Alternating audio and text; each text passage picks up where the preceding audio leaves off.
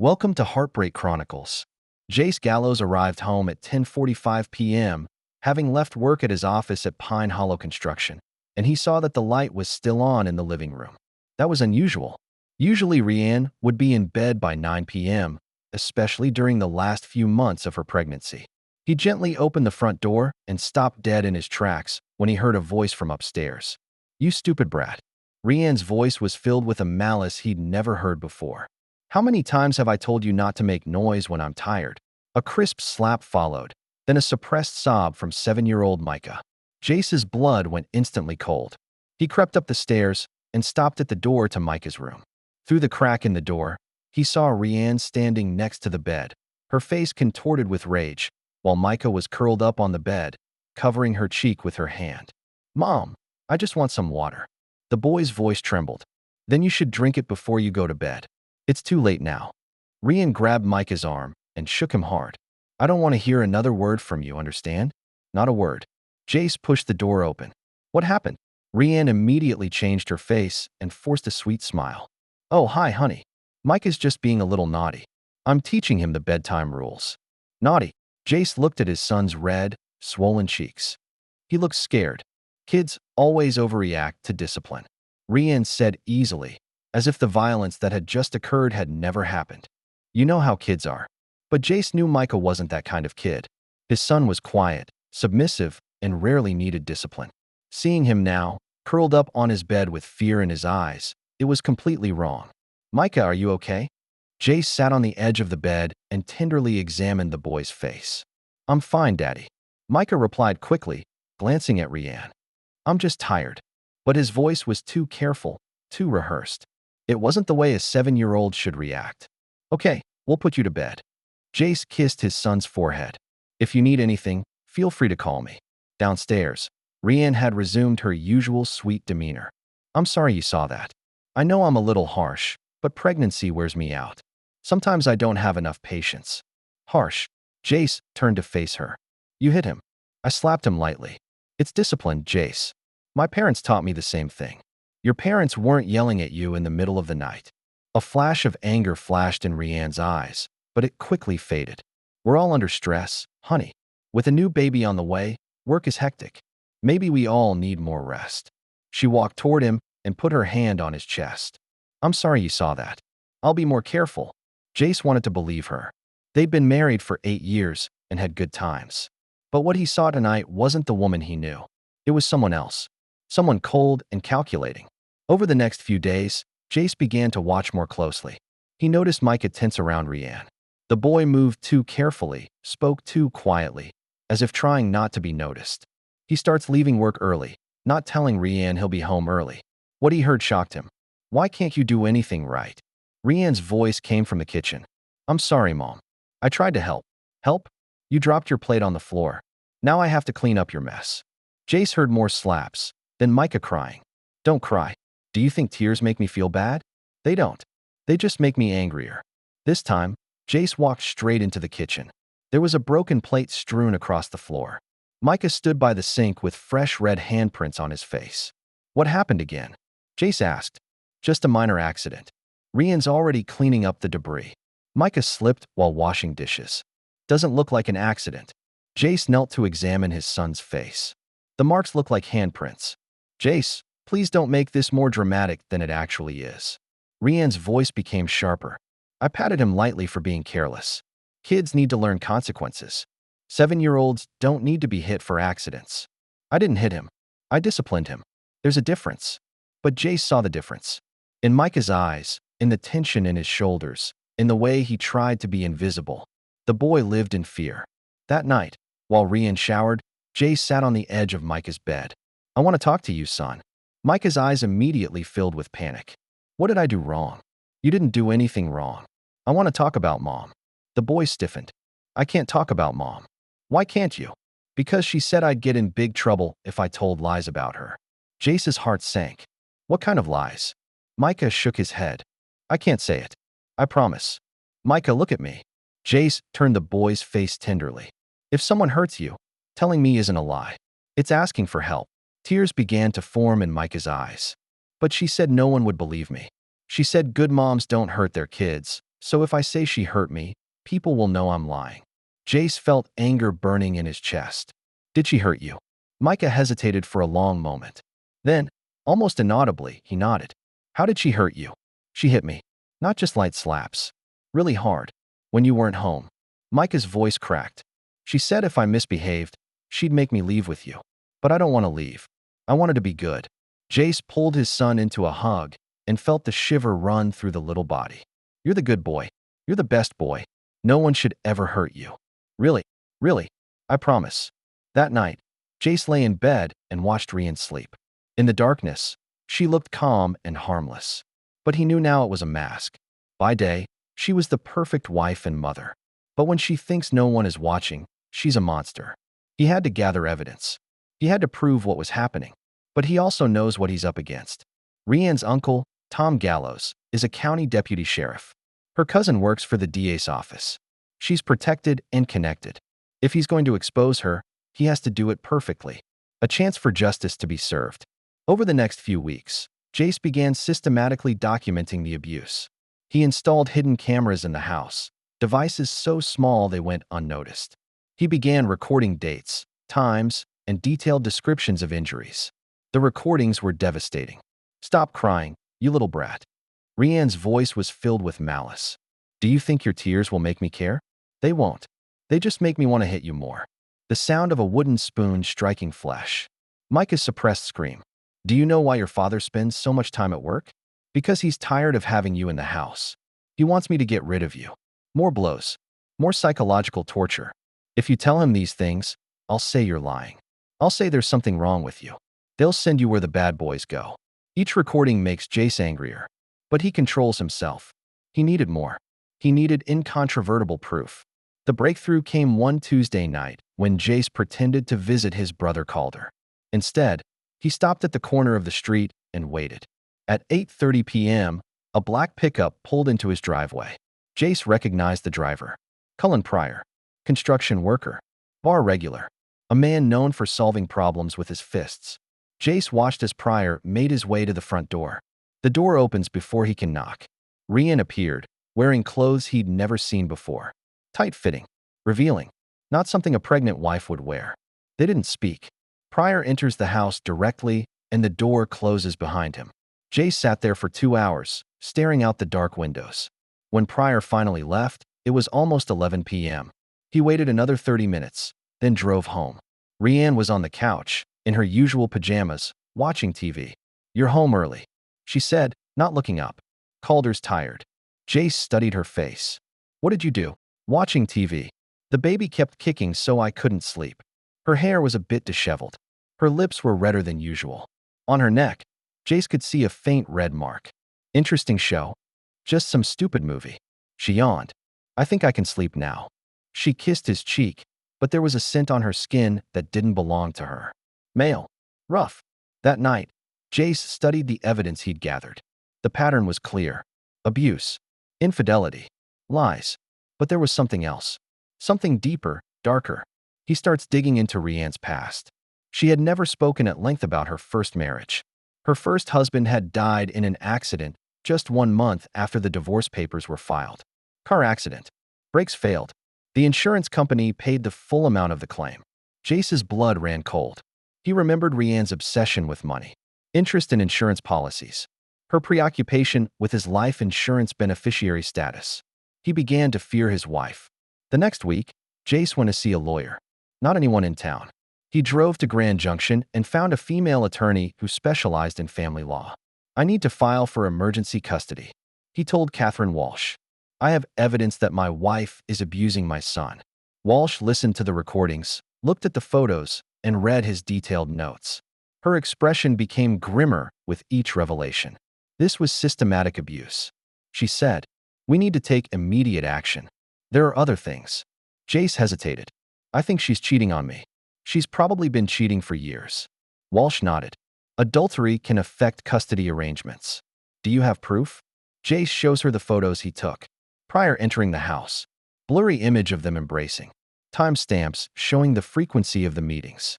We need more. Walsh says. We need absolute proof. What if I can get recordings? They admit to the relationship. That would be helpful. But be careful. If she finds out you're investigating, she might retaliate. Jace thought of Micah, his fear, his hurt. She's already retaliating. Over the next few days, Jace planned his final move. He needed Rianne to own up to everything. Her abuse, her infidelity, her true nature. The opportunity came when Rianne mentioned she needed to buy something for the baby. A shopping trip out of town. I'll go with Cullen, she said casually. He has a truck and can help carry things. Jace's heart beat faster. Cullen Pryor. Yes. Do you know him? We met a couple times at Murphy's. Jace kept his voice neutral. Good idea.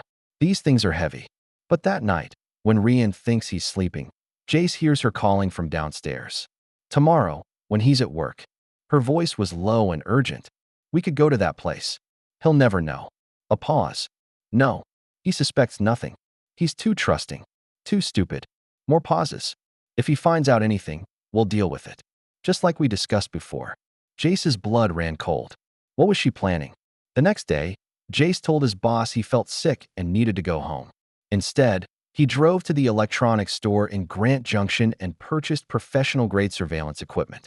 When he gets home, Rianne and Pryor are gone, leaving Micah and Mrs. Neighbor behind. Jace works quickly to install voice-activated recording equipment in their bedroom. A device small enough to go unnoticed, but powerful enough to capture every word. When Rianne returns, she looks happy, almost glowing. How was the shopping? Jace asked. It was great. Cullen was really helpful. Her eyes sparkled. He's a good guy. I'm sure he is. That night, Jace pretended to go to bed early. He heard Rianne on the phone downstairs, then her footsteps coming up the stairs. She spent an uncharacteristically long time in the bathroom, then slipped into bed. Are you awake? She whispered. Jace didn't answer, keeping his breathing steady. A few minutes later, Rianne's cell phone buzzed on her nightstand. She answered quickly. He's sleeping. Her voice was barely audible. I know. I miss you too. Jace's heart pounded against his chest, but he stayed still. Tomorrow night? When he's at the Rotary meeting? Pause. Yes, I can arrange that. More whispers. Then words that made his blood run cold. You know what I have to do if he becomes too suspicious?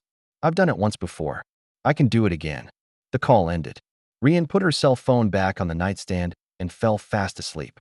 But Jace stayed awake all night, her words echoing in his head. I've done it once before. I can do it again. She was threatening to kill him.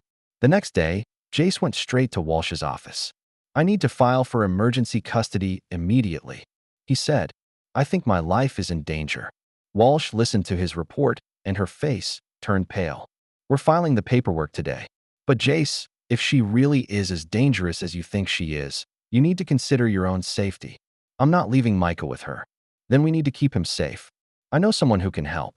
Walsh called Cassidy Wild, a nurse at Pine Hollow Elementary School. A woman with experience caring for children at risk. I'll help, Cassidy said immediately. I've been worried about that boy. I've been documenting the injuries for months. Have you filed a report? Walsh asked. 3 copies. But they all disappeared. Tom Gallows makes sure they never see an investigator. Another piece of the puzzle. Corruption to the top. We need to bypass the local system. Walsh said. I have contacts in the state police. That night, Jace executed his plan. He pretended to go to the Rotary meeting, but instead, he parked on the corner of the street and waited. At 8 p.m., Pryor's truck showed up. This time, Jace was ready. He had a professional-grade camera, a telephoto lens, and HD recording equipment. He recorded their entire meeting. From Pryor's arrival to his departure. 2 hours of incontrovertible evidence. But the real breakthrough came when his hidden recording device captured their conversation. That stupid Jace started asking questions. Rianne's voice came through loud and clear. He asked me about my first husband today. How did you answer? Pryor's voice was rough, worried. I told him it was too painful to talk about. But he wouldn't let it go. Do you think he knows anything? I think he suspects. If he keeps digging, he'll find things we don't want to be found out about. A pause. Then Rianne's voice, cold and calculating. I may need to do what I did to Derek. Are you sure? The timing has to be perfect. I know, but I'll do it if I have to. There's enough insurance money for me and the baby to live comfortably. Jace's hands shook as he adjusted the recording device. She'd just confessed to murder. Her first husband. She was planning to do the same thing to him. The conversation went on for another 30 minutes. They discussed at length how to make Jace's death look like an accident. Brake failure. On a dangerous road. Just like what happened to Derek. When Pryor left, Jace had everything he needed. Not just evidence of infidelity. Evidence of murder. Evidence of a planned murder. Over the next few days, Jace organized his evidence into a comprehensive case. Audio recordings. Photographs. Documents. Expert testimony. Everything was carefully categorized and labeled. He had copies in multiple locations. His office. The bank's safe. Calder's garage. If anything happened to him, the evidence would survive. But first, he needs to make sure Mike is safe. Friday night, while Rianne was shopping for last-minute items for the baby, Jace sat on the edge of his son's bed. "I need to tell you something, son." Micah's eyes immediately filled with fear. "Am I in trouble?" "No, but your mom is in trouble." Jace chose his words carefully. "Remember what we talked about good guys and bad guys?" Micah nods. "Sometimes bad people pretend to be good people. They wear masks so no one knows who they really are. Like Halloween. Kind of like that. But worse." Jace put his hand on his son's shoulder. "Your mom wears a mask all the time. She makes everyone think she's good, but she's not. She's been hurting you." Tears welled up in Micah's eyes. "I know, but I can't talk about it." "Now you can say it. In fact, you have to say it. Tomorrow, some police officers will come and talk to you. They're going to ask you about your mom. I need you to tell them the truth." "Won't I get in trouble?" "No. You'll be safe. I promise." That night, Jace waited until Rianne was asleep. Then he called Detective Maria Santos. "I'm ready," he said. "I have everything you need. We'll come in the morning." Santos said, "Make sure the kid is ready." "He's ready." Jace looked at his sleeping wife and wondered if he'd ever really known her. 8 years of marriage. One child. Another on the way. All based on lies. But no more. Tomorrow, the mask will come off. The truth will be exposed. Justice will be served. Saturday morning, Detective Santos and 2 state troopers arrived at 9 a.m. Jace lets them in, his heart beating violently, but his resolve firm. Rianne emerges from the stairs, wearing her best maternity clothes and a confused look on her face. "Jace? What happened?" Her voice was sweet, concerned. The perfect wife and mother. "Rianne Gallows?" Santos flashed her badge. "I'm State Police Detective Santos. We need to talk to you." Rianne's face turned pale, but she kept her composure. "About what?" "About the abuse allegations against Micah Gallows." "Abuse?" Rianne's voice rises in a perfect display of shock. "This is ridiculous. I would never hurt my child." Santos looked to Jace. "Mr. Gallows, we need to talk to your son alone." Jace nods. He's in the living room. As they talk to Micah, Jace looks at Rianne. Her mask begins to slip. Her hands are shaking. Her eyes moved quickly around the room, like a trapped animal looking for an escape route.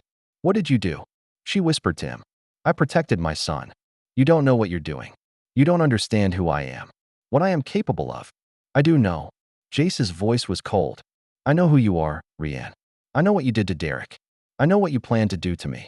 Her face turned completely white. "What are you talking about?" "I have recordings. You and Cullen discussing how to kill me.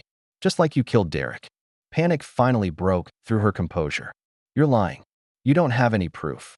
"I have everything." Jace pulled out his cell phone and played part of her conversation with Pryor. Her own voice came over the speaker. "I may need to do what I did to Derek." Rianne's leg almost makes her fall. She grabbed the door frame to stay standing. "That's not what I meant." "Then what did you mean?" She couldn't answer, because they both knew what she meant. Santos came back from the living room, her face grim. "Mrs. Gallows, we need you to come to the station to answer more questions." "I'm not going anywhere. I haven't done anything wrong. We have a deposition detailing systemic abuse. We have medical records. We have photographic evidence." Santos' voice is professional, but firm. "You can come voluntarily, or we can arrest you." Rianne looked to Jace with anger in her eyes. "You will regret this. I will destroy you. You've tried."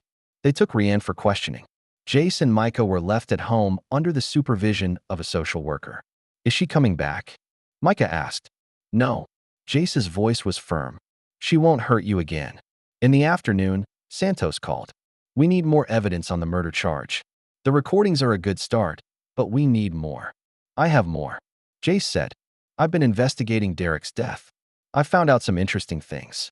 That night, Jace met with Detective Santos to share his findings about Rianne's first husband. Derek filed divorce papers after discovering Rianne's infidelity. Jace explains, he hired a private investigator to document her affair. But before the investigator was able to file his report, Derek died. Break failure. Yes, but that's the fun part. Jace pulled out the file. Derek changed his life insurance beneficiary 3 days before he died. Changed it from Rianne to his brother. Santos' eyes brightened. So she killed him and didn't get paid. No life insurance. But she got the house, the car, other assets. Enough to live comfortably until she finds her next target. That's you. It is. But I've discovered her pattern. She marries rich men, waits for the right moment, and then kills them. The problem is, she gets greedy. She wanted everything. Santos nodded. We need to talk to Derek's brother. See if he has any evidence. Over the next few days, the case developed rapidly. Derek's brother Marcus had a box of Derek's personal effects, including part of a private investigator's report. The report detailed Rianne's relationship with a man named Tony Martinez. Construction worker. Bar regular. Sounds familiar. She had a type. Santos commented. Blue-collar man. Strong. Willing to do the dirty work. Pryor wasn't her first accessory. Jace realized. She did this before Derek. Further investigation revealed an alarming pattern. Rianne had been married 3 times in the last 10 years. Each time, her husband died in an accident. Each time, she inherited significant assets. She's a serial killer, Santos said. A black widow. But the most damaging evidence came from the search of Cullen Pryor. In his cell phone, investigators found text messages with Rianne dating back more than a year. The messages were explicit. They detailed plans for Jace's death. They discussed insurance money. They even joked about how easy it would be for Derek and the other victims to die. These people thought they were untouchable, Santos said. But they made a mistake. They documented everything. Meanwhile, Micah's testimony provided overwhelming evidence of the abuse allegations. The boy detailed months of physical and psychological torture. She always said it was my fault, Micah told the child psychologist. She said if I was a better child, she wouldn't have needed to hit me. A medical examination revealed further evidence of abuse. Healed fractures, scars, a pattern of injuries inconsistent with the accident. This is one of the worst cases of abuse I've ever seen. The doctor who examined Micah said, this child endured months of torture. As the case developed, Rianne's true nature began to be revealed. Neighbors began to share observations they had kept secret. I heard screams, but I thought it was just kids playing. One neighbor said, I feel terrible now. She always looks so perfect. Another said, I never thought she was capable of doing something like this. But the most shocking revelation came from the autopsy report of Rianne's second husband, Robert. Initially ruled as a heart attack, but a re-examination revealed traces of poison. She poisoned him, Santos said. She has killed at least 3 people. The evidence piled up. Audio recordings, photographs, medical records, witness testimony, expert analysis. An undisputed case of abuse, murder, and planned murder. But Rianne refused to cooperate. Even in the face of overwhelming evidence, she insisted on her innocence. I am the victim, she told her attorney. Jace is setting me up. He's trying to take my baby. But no one believed her. The evidence was too clear. The pattern was too obvious. As the trial date approaches, Jace focuses on rebuilding his and Micah's lives. The boy slowly begins to heal, but the scars will last a long time. I have nightmares sometimes, Micah admits. About her. That's normal, Jace said gently. But she can't hurt you anymore. She'll never hurt you again. Do you promise? I promise. The trial began in the fall, drawing attention from across the state. A seemingly perfect wife and mother accused of multiple murders received a great deal of media attention. Prosecutor Catherine Walsh systematically built her case. Each piece of evidence is like a brick in the wall, building an undeniable picture of the crime. Rianne Gallows is a serial killer, Walsh says in her opening statement. She used marriage as a weapon to kill innocent men in the name of love. She tortured a 7-year-old child and nearly drove him to his death.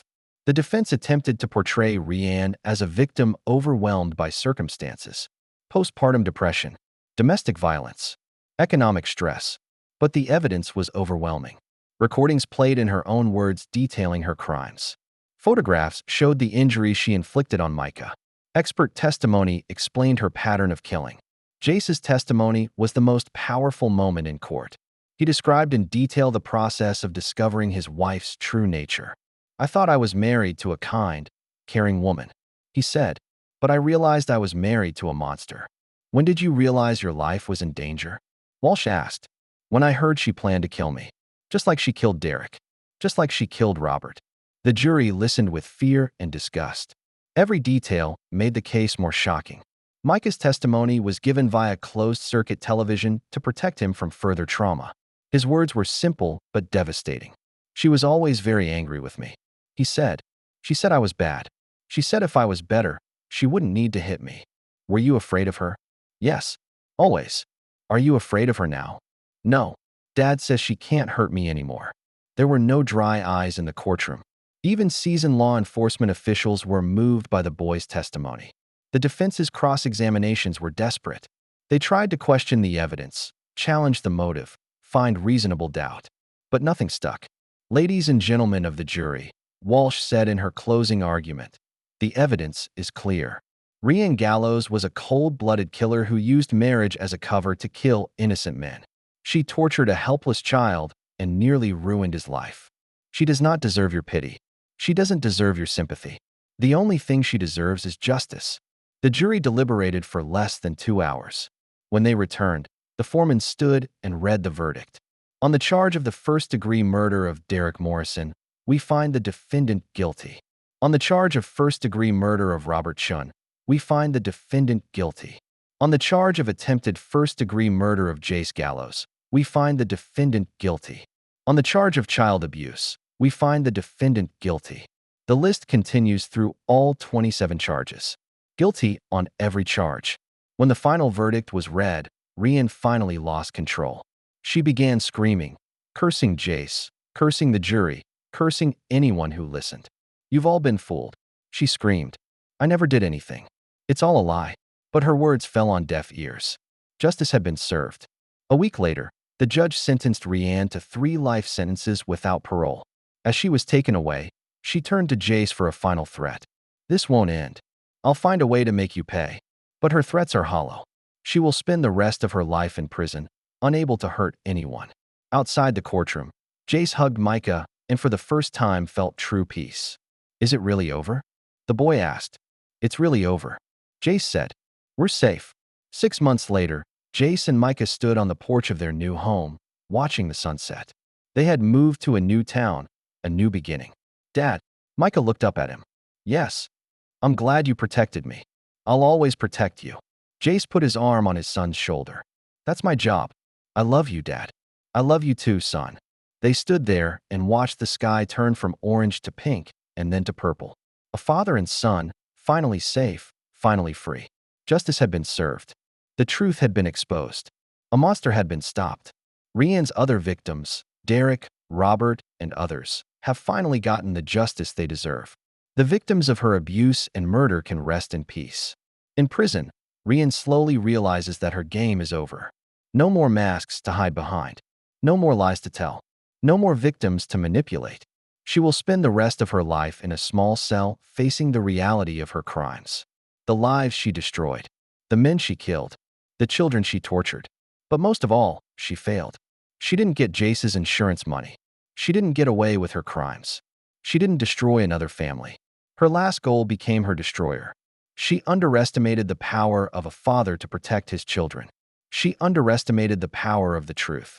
Now, surrounded by the 4 walls of prison, Rhian Gallows faces the ultimate consequences of her choices. No charms can save her. No tears can move her. No lies can free her. Her story is over. The story of her victims, their justice, has just begun. That's the end of today's story. For more captivating tales, hit subscribe and never miss an episode.